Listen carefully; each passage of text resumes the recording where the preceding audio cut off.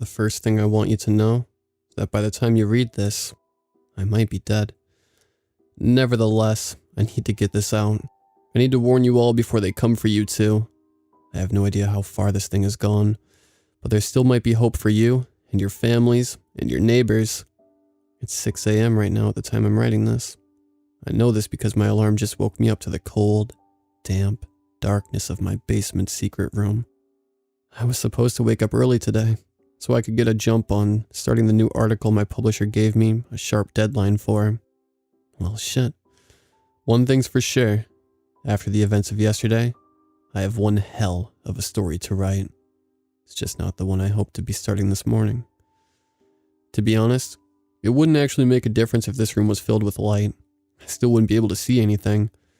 My eyesight was taken from me when I was a child, and I've had to live almost my whole 26 years of existence in a mix of dark and light shades, unable to make out the starkest of objects. The only reason I'm able to write and post this warning is through assisted technology developed to help blind people like me do things like use computers. Now that you know a little something about me, I guess it would be a good time to give you my name and begin the absolute horror show that went down yesterday evening. My name is Alice, and I've been trapped for over 12 hours now. I'm in a hiding spot in my house's basement that I use as a storage room. I'm writing this on an old computer that I put down here months ago that sits on top of an old desk while I sit in an old office chair. Items that I had long forgotten about. I'm praying the Wi-Fi still works by the time I send this. The proper thing to do for you all to get the full picture would be to start from the beginning. As I said, this all started yesterday evening. It was about 5:30 p.m. and I was in the middle of making my boyfriend's favorite meal for dinner, a nice big pot of chicken Alfredo. Then the doorbell rang. I heard it pierce my sensitive eardrums as its chime played over the TV in the other room, which was airing reruns of Jeopardy! My boyfriend had just gotten off work and wasn't due home for about another 15 minutes, but I figured maybe he skipped out a little bit early to surprise me. I slowly felt my way through the kitchen and entry of the house to reach the front door. I grabbed the handle, unlocked it, then flung the door open with a big smile on my face as I waited in anticipation for Benjamin to scoop me up in his arms and give me a big kiss. But the hugs and kisses never came. I waited a few seconds before I let the smile fade and shouted out to whoever was on my doorstep. "Hello?" I said with anticipation. "Is anybody there?" All I heard was silence. I waited a couple more seconds before I contemplated closing the door. I was about to chalk it all up to a prank pulled by some neighbor kids or something. Then, just as I was about to close the door and continue back to the kitchen, I heard someone speak loudly and friendly. "Congratulations!" I was immediately startled, and I jumped back due to the suddenness of the voice. The guy sounded like he was right in front of my face, and I felt my personal privacy being invaded. I was about to ask him what he wanted, but as suddenly as the first time he spoke again. "I'm with Black Fawn Prizes and Delivery Service. I'm here to inform you that a few people in your neighborhood, including yourself, have won an exciting and valuable prize." I stood there perplexed. A prize? I hadn't been expecting any kind of prize. I hadn't signed up for anything like this, and I made sure to exclude myself from any fishy mailing list. And that name, Black Fawn. What kind of name was that for a company that delivers prizes? The color black doesn't exactly drum up pictures of balloons and celebrations. And a fawn? That's just weird. Something wasn't right here. "Are you ready to receive your prize?" I realized I hadn't said anything yet to the man at my front door. And I also realized I was a little nervous. Something about his voice was giving me the creeps. It sounded mechanical, like one of those nasally, early morning radio announcers who speak with a plastic enthusiasm for everything, no matter how drab the topic. At the same time, it was almost monotone and void of any emotion. It was contradicting and confusing. Okay, I guess so," I said back to him warily. Now, after I said this, I heard something weird. I heard whispering a few feet in front of me. I couldn't make out everything the whispering was saying, but my sensitive hearing allowed me to pick up one word of it at least. I was able to hear someone say the word different. After the whispering stopped, I felt something lightly pressing into my stomach. I went to grab for it and felt that it was a cardboard box, a package. He must have known I was blind now, so he made me aware of the package by touching me with it. This happens a lot, and most of the time I'm thankful when people do this, but this time I felt eerily violated. "Enjoy," was the only word he said before leaving me at the front door, alone with my box. As he left, I heard the sound of two people's feet shuffle down the walkway and get in a vehicle parked on the street.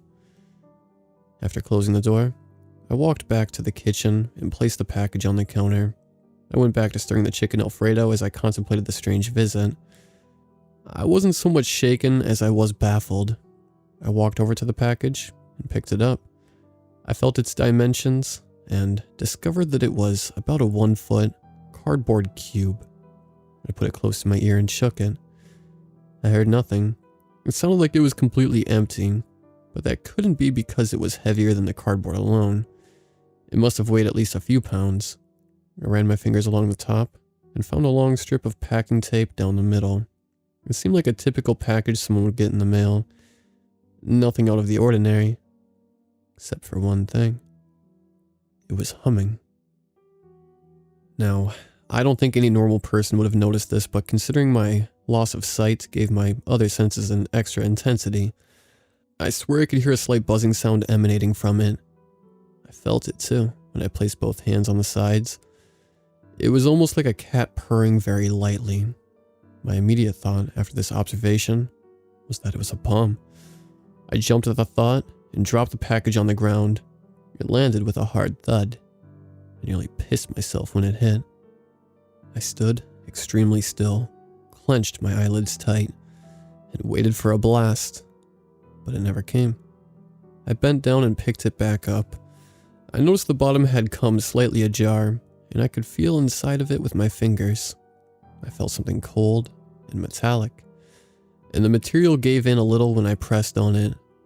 I was almost certain that it wasn't a bomb now, given that I wasn't dead.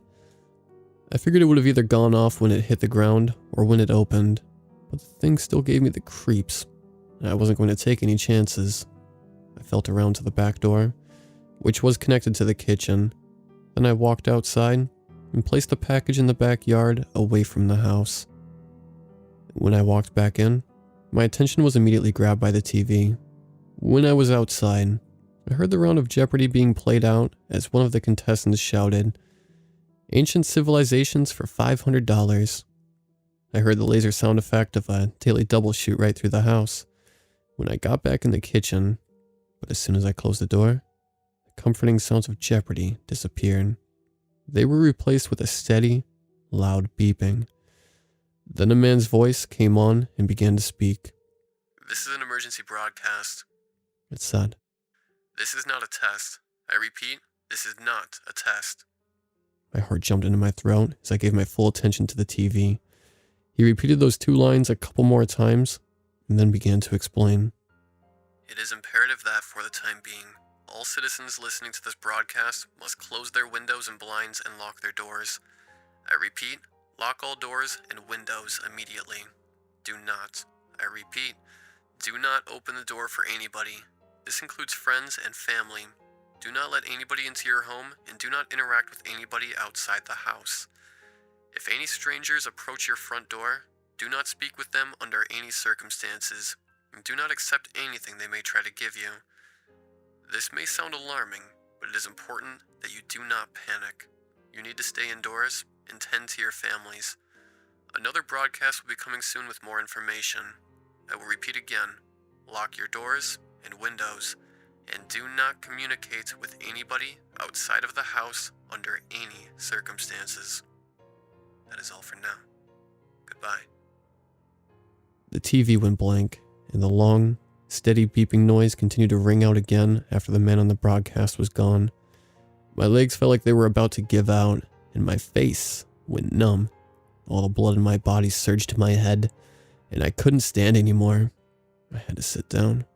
I grabbed a stool on the opposite side of the island from where I was mixing the chicken Alfredo and nearly fell into the seat. I was trying to process what I just heard, but I couldn't pull my thoughts into any coherent form of reasoning. All I could think about was the brown, cardboard box that was sitting outside in the grass next to my back patio, which was given to me a few minutes ago by a complete stranger. What the hell could be in there? I thought. Maybe it was a bomb, or anthrax, or SARS, or bloody, AIDS-infested syringes. My mind was coming back to work now. It wasn't just working. It was racing. Is it a terrorist attack? Are we being invaded by China? Is the whole country about to be blown up? No, wait. This had to be something else. Something far less ordinary and commonplace than war. The man on the broadcast, he made it sound like people wanted inside my house. What if?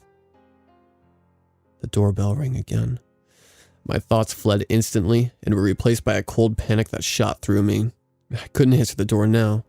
What if it was the delivery men again? Were they really delivery men? Was it all a facade? What if they wanted inside the house? What if as soon as I opened the door, men with AK-47s would come spilling in? I wouldn't stand a chance. I couldn't even see. The doorbell rang again and was followed by a loud knock. I was panicking. I thought about running into my bedroom and locking the door. I could grab a kitchen knife first before... Hey Alice, are you in there? My boyfriend's voice came flooding into my ears. His soothing, loud voice, calling for me. I'd worked myself up to such a state that I had managed to forget he was coming over. I had never heard anything so comforting in my life. It was just Benjamin at the door, coming home from work. I jumped up from my seat and quickly made my way back to the front door. I was just about to grab the doorknob when something flashed into my mind. The broadcast. The man on the broadcast. He had said not to open the door for anybody, not even friends or family. Oh my God. Why would he say that? What threat could my boyfriend possibly pose? What threat could my family possibly pose? What the hell was going on? I couldn't take this. I had to collect myself. I tried to control my breathing, and it calmed me a little bit. Through the calmness, I decided I was being ridiculous. It was just Benjamin, my boyfriend of 2 years. He had never hurt me before. He was a good man. He would be able to help and calm me down. He would know what to do. I needed him, now more than ever. I grabbed the doorknob and twisted. Then I opened the door and let him in. It's really quiet out there, he said as he gave me a big hug that lifted me up off my feet for a second. Then he kissed me on the forehead. I would have found this warm act pleasant had I not been scared out of my wits. I wriggled out of his grasp and backed up a couple feet. This obviously concerned him. Are you alright, Alice? Benjamin asked. You look pale as a ghost, and you're covered in sweat. Are you sick? I heard him take a couple steps back to analyze my terrified demeanor. What did you see out there, Benjamin? Did you see anything on your way over here? My voice was shaky, and I sounded unsure of myself. See anything? What do you mean? No, I didn't see anything. Just the usual shitty drive on the freeway during shitty rush hour. What's gotten into you? Come here, I said as I grabbed his hand and slowly walked to the kitchen, feeling along the walls as I took my usual path. We got to the kitchen, and I told him to look over to the back side of the couch into the other room at the TV. But as soon as I said this, I realized that awful beeping noise that had been wreaking havoc on my nerves wasn't echoing through the house anymore. The TV was back to Jeopardy. It was the final round now, and I could hear the theme song being played out while the contestants wrote down their answers. What's going on, Alice? Are you fucking with me? Benjamin said playfully. I told him everything. I told him everything that had happened, from the delivery man, to the package, to the emergency broadcast, to the beeping. I told him everything that had transpired over the past 10-20 minutes, and after I was done explaining, The only thing he said was, "You gotta be fucking with me, right?" "I'm not fucking with you, Benjamin," I screamed at him. "Okay, alright. Take it easy." "Are you sure you actually heard that on the TV?" He said in a calm tone. I realized he didn't believe me. This made me furious, but a part of me understood why he wouldn't take this seriously. The whole thing sounded so far-fetched and ridiculous that I barely believed what I heard myself. Plus, there was that incident that happened a few months ago. I know what I heard, Benjamin," I tried to say with confidence, but as the words came out, I started questioning my own senses. "Are you sure this isn't like that situation? The one that happened back in May?" This was not like that night. That night was an honest mistake. This was different. I was sure of it. Just because one night I may or may not have been hearing things doesn't mean that everything I hear isn't real, Ben. I felt tears well up in my eyes. What if he was right? I thought. What if the broadcast wasn't real? Okay, darling, I'm not saying that. I'm just saying that maybe those delivery men freaked you out, and maybe, possibly, your mind stirred up some kind of story," he said. I let out a small laugh as I wiped out the tears from my eyes. "You make it sound like I'm crazy," I said. No, of course not. It's just, I know how sensitive your ears are. And maybe you heard a neighbor's TV or something. You know, maybe they were watching some show that you picked up. It was as logical of an explanation as the actual emergency broadcast that I heard. In many ways more logical, I suppose. That night, he was trying to choose his words carefully. I believe you heard something that night. We never doubted that. You picked up something from another house or something. Just wasn't what you thought it was. That's all. You're not crazy, darling. You're a superhero with super hearing. He laughed at this, grabbed me by the waist as he pulled me in for a hug. I let him hug me as memories from that night came flooding back. We were laying in bed. It was the middle of the night, and I began to hear noises downstairs. I had been up for hours because I couldn't sleep, as is often the case. Ben always falls asleep first, and I end up just laying there, my mind ticking away like a clock. The sound of glass shattering made their way to me. It was loud. It wasn't like I heard it off in the distance or something. It was close. It sounded like all the windows in the living room were being broken, one by one. Every couple seconds, I would hear another one break. Then I heard the front door come crashing down. I was absolutely certain someone, or something, or a group of who knows, had broken into our house. I was terrified, and I woke up Benjamin in a panic. As he awoke, I still heard glass breaking and some commotion going on. Now I was hearing people walking around in our house. They sounded like they were saying something too, but I couldn't understand it. It didn't even sound like words. Ben couldn't hear anything. He got up to walk downstairs, but I pleaded with him to just stay in our room, lock the door, and call 911. He couldn't understand how scared I was, how utterly terrified. I knew what I was hearing, and I couldn't have him go downstairs to get ambushed by a group of burglars or whatever the hell was in our living room. Eventually, he stopped listening to me and slowly walked his way out of the room after grabbing the baseball bat from under the bed.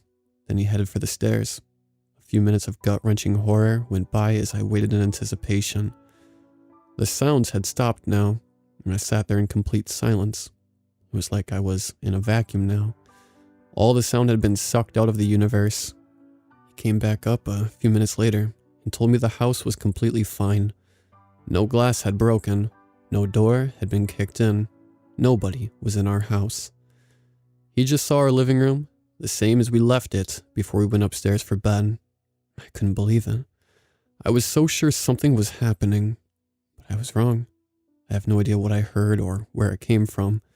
It was one of the strangest and most horrifying things that's ever happened to me.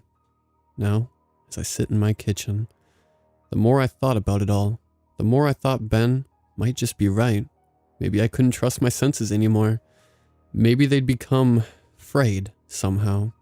The broadcast was probably just some TV program that Nancy had been watching next door with her speakers cranked to full volume. The fact still remained, though, that there was a very strange package sitting outside in the grass of our backyard. The delivery men, They had to be real. I felt them give me the package, and I heard them right in front of my face. It was odd, but it happened. I told this to Ben, and he agreed. It was weird, but maybe not as weird as I was making it out to be. We probably just got on some spam mail list and ended up winning a t-shirt or something. Then he said something that scared the hell out of me. He said he was going to go outside and grab the package. No! I shrieked and grabbed his hand as he started to walk towards the back slider. What if something bad is in that package, Ben? I pleaded with him. He took my hand that was holding his and kissed it. Darling, like I said, it's probably just a t-shirt or a coffee mug or something. Then he dropped my hand and I heard him open the back slider. I found my stool next to the island and sat down as I waited nervously for him to return to the kitchen with the package. A few seconds later, I heard the slider door open again, and he put the package down in front of me on the island. I could feel him standing across from me, staring at the cardboard box with a deep curiosity. It looks like you got it half open already, he said with a chuckle. I dropped it, I said. I thought it was a bomb, so I got scared and dropped it. I said quietly and a little shamefully. I was starting to realize how crazy I'd been acting. Well, I'm no expert, but I definitely don't think it's a bomb, he said as he inspected it. Those things are sensitive. Plus, feels too light to be a bomb. He picked the package up and tested its weight before placing it down again. Can you please just take it to the garbage can outside and we can forget about all this? I pleaded with him. Well, I could do that. But then we'd never know what amazing, super cool prize we won, he said. Eventually we'd be on our deathbeds many years from now, and we'll look back on this moment as the single most regrettable thing we ever did. We threw away our prize. His attempt at humor was not lightening the mood. I was no longer scared really, but more disappointed in myself and sad. I just wanted to put this whole thing behind me and move on with the night so we could eat dinner and relax. Plus, I didn't want some cheap, novelty coffee mug laying around the house to remind me of this. I just wanted it to go in the trash, never to be seen or heard from again. Please, Ben, just throw it out.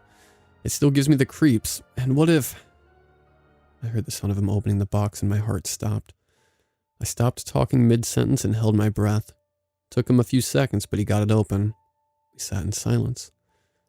I knew he was staring at whatever was inside. He said. I said back in question to his response. What the fuck is it? He waited a few seconds before answering. It's this black thing, he said. What kind of black thing? I said impatiently. It looks like another package, he said. Oh, Jesus, what's going on? I really was losing patience now. Hold on, he said. I think I just have to open this. I heard a strange hiss, like a large amount of pressure being relieved. It sounded like a semi-truck applying the parking brake. And then... Whoa, Ben said. What's happening, Ben? What the hell was that noise? I said, now more impatient than ever. It's beautiful. He said this almost in a whisper with the utmost sincerity, like his breath had literally been taken away. I was so curious and confused. I had never heard Ben speak like that before. Ben, please tell me what it is. I realized I sounded kind of bitchy the previous times I had asked, so I changed my tone and asked him calmly now. Maybe this would inspire him to actually answer, instead of being transfixed by whatever the hell he was staring at. It's like nothing I've ever... It's like the universe. Oh my God. He sounded mesmerized, like he was in some kind of trance. Ben, please talk to me. I was still trying. Waffles and marbles, he said. What? Waffles? What are you talking about? I said, the keys are on the train, but they never really left, he said. I was more confused now than ever. I had no idea what the hell he was talking about. He started making noises now, random gibberish. My heart was racing. Something was terribly wrong here. I was starting to feel like I was in some kind of bad dream. Then I heard it again, the steady beeping noise from the broadcast. It was back. That familiar voice from before came on. This is another emergency broadcast, it said. We are tuning in again to remind you to stay inside your homes. This is not a test. I repeat, This is not a test. It is imperative that you remain calm and do not open your door for any strangers. Ben, are you hearing this? I was shouting at him. He kept making the same awful noises. The TV didn't even register. He didn't even acknowledge me. I tried screaming at him, hoping to God that he was hearing the man on the broadcast. But it was no use. He just kept grunting the same gibberish. I was shaking. I started crying. I couldn't help myself. I was so confused. Ben was losing his shit. I repeat, do not take any items from strangers who may be outside your door. The man on the TV said, "Outside your door?" Ben shouted, "Strangers? They never wait for the train outside your door." I got up and began to feel my way to the other side of the island. I was going to grab Ben and snap him out of it. What you may be experiencing is far from normal. We understand, the broadcast said. But it is imperative to not let them or anything they give you inside of your home. Friends and family may not be who they appear. When the fucking presents come? Ben was still shouting. I made it to the other side of the island and reached for his hand. He pulled away from me, and I heard him pacing around the kitchen. I caught a few more words from the TV, and all the life drained out of me. What he said next turned my whole existence upside down. It was the true turning point. Afterwards, I knew everything was not going to be okay. What I heard him say was, "A possible invasion from an unknown world. God help us all." Fucking goddamn piece of shit wad. They always leave it on the train. Ben was raving now, screaming at the top of his lungs. He grabbed a pot of chicken Alfredo, the meal that was supposed to be the start of our nice, relaxing evening, and threw it to the other side of the room angrily. It landed with a loud clang. I heard the pot's contents shoot out and splatter on the wall and furniture. I didn't have time to comprehend Ben's violent outburst, because just after the pot landed, I heard a window in the living room break. The sound of shattered glass bounced off the newly installed wood flooring, and around the room, then another window broke, then another. The all-consuming sound of broken glass echoed through my brain. I screamed and tried to feel my way down the hall next to the kitchen, which led away from the living room. I heard people start spilling into the house. They were all mad. They were rummaging around and screaming the same nonsensical words that Ben was saying. It was everywhere now. A chorus of crazy words coming in from all directions, and Ben's voice was among them. It was like some kind of language that could only be understood while in the throes of complete insanity. They were the sounds that emerged from the darkest and most primitive parts of human consciousness. Oh God. It was awful. Then, things got really bad. The sounds of agonizing pain rang out. I could hear people being beaten and hit with objects. I heard a loud thud, and Ben screamed in pain. He hit the floor and started thrashing around in agony, raving like a lunatic. I heard a series of wet thwack sounds, like a watermelon exploding. Ben stopped screaming after the first one, and I knew it was over for him. Everybody began to scream then. It was absolute chaos. I still heard the beeping sound of the broadcast through the broken grunts of pain and madness.